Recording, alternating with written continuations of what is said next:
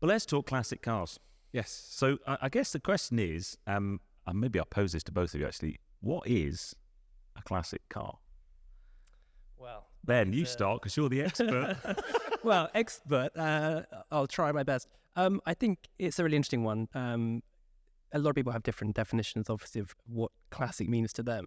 I think the way I look at what I would consider a classic car, things that you just do not see, I guess you don't see on modern cars in the same way, and the way they approach the cars, and harking back to what cars were all about, which was pure driving pleasure.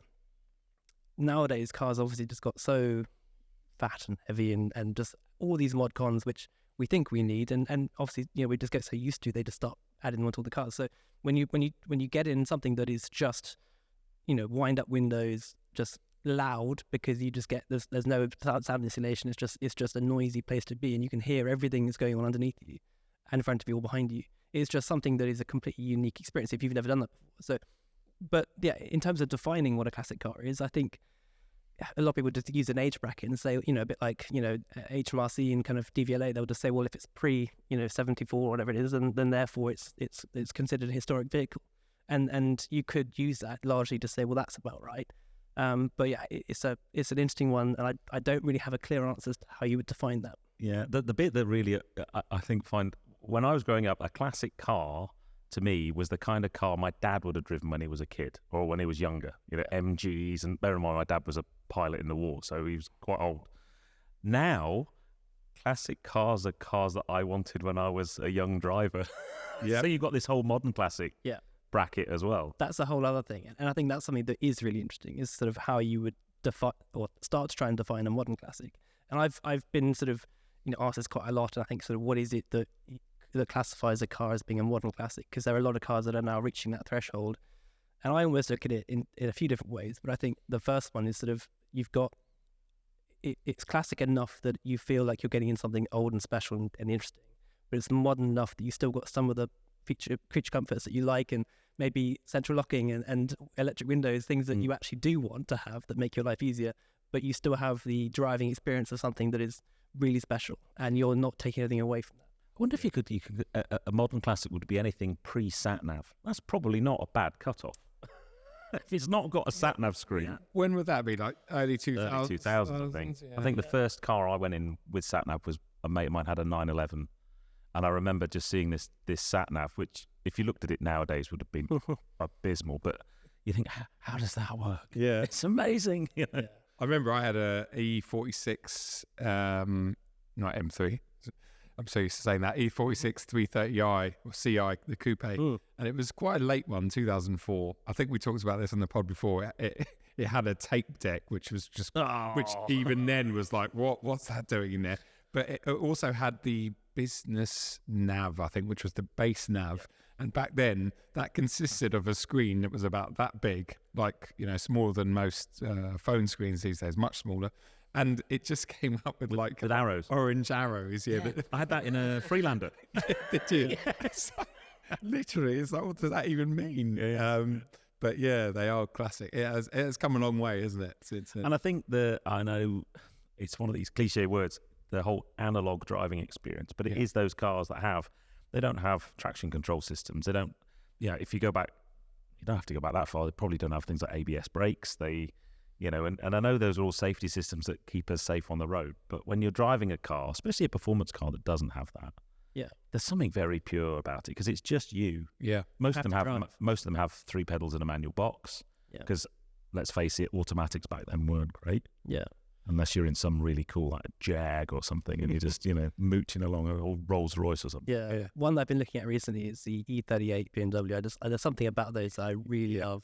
And if they were ULEZ exempt, it would make it far more easier for me to buy one. Oh, they're not? But at the minute, they're not. And every now and then you see one pop up, and I always run the place to think, is that ULEZ exempt? And I have seen one recently, which was, I thought I've got to get that, but it was gone. Oh. But I think it's really tricky to figure out what that age point is. And I do think maybe you're onto something with the whole sat-nav thing, and looking at sort of, I'm now just looking around the share of what we got in here, and I'm actually right behind Joe. There's a Z8 which we've got, which is 2001. And that's kind of, it has a really early kind of infotainment system. Yep. But there's something about that is definitely classic, but it sort of feels more like a modern classic to me than a classic car. Yes, yeah. That car, it's funny because when they came out, the Z8 wasn't well received by a lot of people, but it looks like it was designed yesterday. Yeah, it's a really interesting thing, and I think I've heard a lot of stories of people who were trying to sell them back in the day when they were new and really struggling to get them off the forecourt. So there's definitely a point where when they first launched it, people were intrigued and thinking, what are BMW doing? What is this? But trying to hark back to the proper classic 507, which is probably one of my all-time favorite cars. And that really is a classic. That requires a lot of driving effort, but rewarding. And that modern thing is just, the Z8 is just a modern equivalent, but harking back to that era and tradition. And I think it's worked quite well. I think it has aged quite well. Yeah, I think it's beautiful. I remember it's one of very few cars that aren't Astons that made it into James Bond as well, aren't they? Isn't it? That, and then they did a Z3, the next one. Yes. Yeah. Z3. There's that was cut in half, the Z8, which was by the helicopter with the big rotary saw thing hanging below it. Yeah. But yeah, they're brilliant. And I remember, like you said, when they came out, and there was a point when people couldn't get rid of them because there was a place, I grew up in central London, and I used to ride my bike up near Hampstead Heath, and there was Highgate, what was it called? Hexagon Highgate BMW. Yep. And then it became Hexagon something. But there was one point, and it would have been probably 2006, 2007-ish, where they specialised in Z8s and the Alpina, what was the Alpina? Roadster. And they had literally a showroom full of them. And every week you'd go up and you'd see the prices drop and drop and drop. And then a few years later, everyone obviously realised, wait a second, this is a pretty cool car. And prices started rising and they started fetching values that they should fetch because they are. I drove one a couple of years ago. Tony's boss has got one. Yeah. And it was the same spec actually, or same colour. And it was fantastic because there's a lot of E39 underpinnings, isn't there? The engine and stuff. And it's a lovely car. It's so well engineered. The interior is so unique. And we were just talking about it before we turned the cameras on, that it's one of those cars pre-nav that has an interior that hasn't really dated. It's kind of retro, but it could be modern. People poke their head in and go, wait, was that built last year or was that built 20 years ago or 25 years ago? And it's just cool.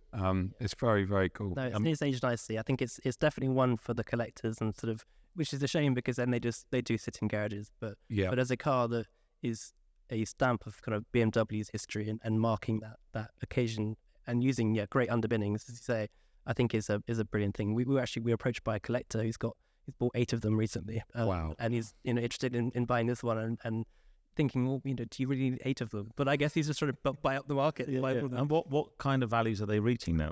That one is one previous owner from the States car with 7,000 miles, and we're asking 225 for that car. Okay. Yeah. So they were what, 70 or 80 new? Were they? I think this is a good question. I think they were over 100 new, but I can't remember. I think around 110. Wow, and that's money. And then they went down to about 60 when I was, those years later, they were all 60, 65 for a few years. That'd have been a good investment, wouldn't it? Yeah, but then you think back then as well, not then, a few years later, same thing with like cars like the Carrera GT. I remember you'd find 10 of those on Auto Traders for 150 grand not so long ago. Yeah. Like I remember seeing them and going, well, they seem pretty affordable. At the time, I had about 10 quid in my bank account, but now it's like, if only, yeah. So that kind of brings us on to the next thing to talk about with classics is the investment side of them. Because if I had a superpower, okay, I would love the superpower of knowing what cars, when they're like at rock bottom like that, are going to suddenly be silly money. Because if you had that superpower, you could make some money, couldn't you? You could make some good money. I think it's a really interesting one. And I think there's a number of kind of topics that probably ought to be covered with the whole investment, and what really goes into investing in cars. Because there's a lot, under the scenes that needs to be considered with the financials, because obviously, you can buy a car and you might sell it for double what you paid for it, but what's actually got into maintaining that car to get it to a point where you can achieve that. But I think also it is an interesting one because you can almost, I think, try and predict what cars could be valuable based on generational shifts and trends and patterns as to what cars were considered poster cars for the sort of the teenagers and mid to late teens, I guess, of people who would, if they could have had anything when they were young, what would they have had? What they would have seen in showrooms or driving past them on the street. That now they've reached that point where they're in their 30s, 40s. They've made a bit of money, maybe some blockchain money or whatever. They've got some cash, and they're thinking, what can I go and spend with this? That's also maybe going to be a good investment.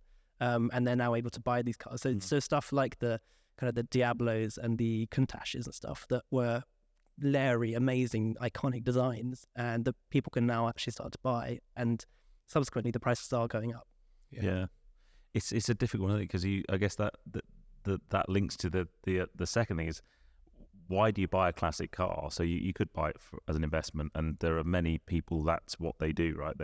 And I guess you buy modern day cars, especially the low run cars, as an investment, or you buy them because you just always wanted one. You love them. They're that childhood dream. You get to a point, like you said, you've made some money, or you've paid your mortgage off, or whatever it is, and suddenly you think, do you know what?